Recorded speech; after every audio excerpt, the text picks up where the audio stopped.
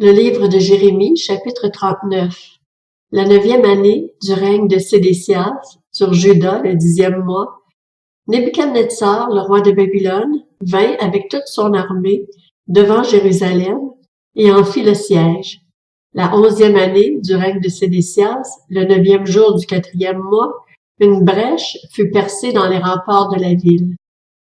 Tous les chefs du roi de Babylone entrèrent et s'installèrent à la porte du milieu. Il y avait Nergal-Sharetzer, Samgar-Nebu, Sarsekim, le chef des eunuques, Nergal-Sharetzer, le chef des mages, et tous les autres chefs du roi de Babylone. Dès que Sédécias, roi de Juda, et tous les hommes de guerre les virent, ils prirent la fuite. Ils sortirent de la ville pendant la nuit, en passant par le chemin du jardin du roi, par la porte située entre les deux murailles, et ils prirent le chemin de la plaine.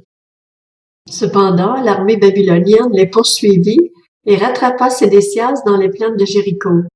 Ils s'emparèrent de lui et le firent monter vers Nebuchadnezzar, roi de Babylone, à Ribla, dans le pays de Hamath.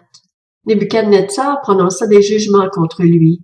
Le roi de Babylone fit égorger les fils de Sédécias à Ribla, en sa présence.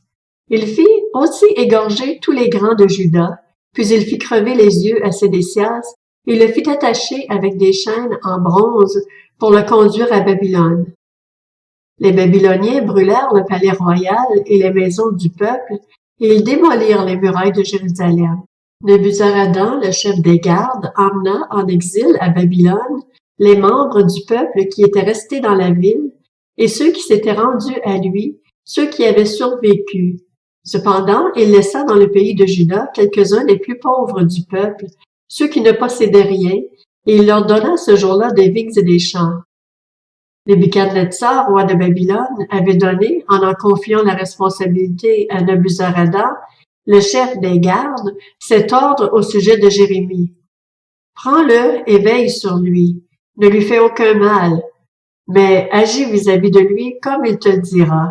Nebuzaradan, le chef des gardes, Nebuchadnezzar, le chef des eunuques, Nergal-Sharetzer, le chef des mages, et tous les chefs du roi de Babylone, envoyèrent donc chercher Jérémie dans la cour de la prison et le confièrent à Gedalia, fils d'Akikam et petit-fils de Shaphan, pour qu'il l'emmène chez lui.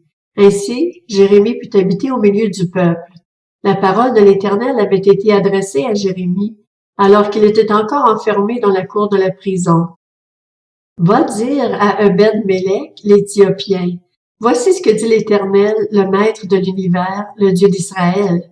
Je vais faire venir sur cette ville les paroles que j'ai prononcées pour lui faire du mal et non du bien. Ce jour-là, tu assisteras personnellement à leur accomplissement. Cependant, ce jour-là, je te délivrerai, déclare l'Éternel, et tu ne seras pas livré entre les mains des hommes qui te font si peur. Sois sûr que je te sauverai et que tu ne mourras pas par l'épée. Ta vie sera ta part de butin, parce que tu as eu confiance en moi, déclare l'Éternel.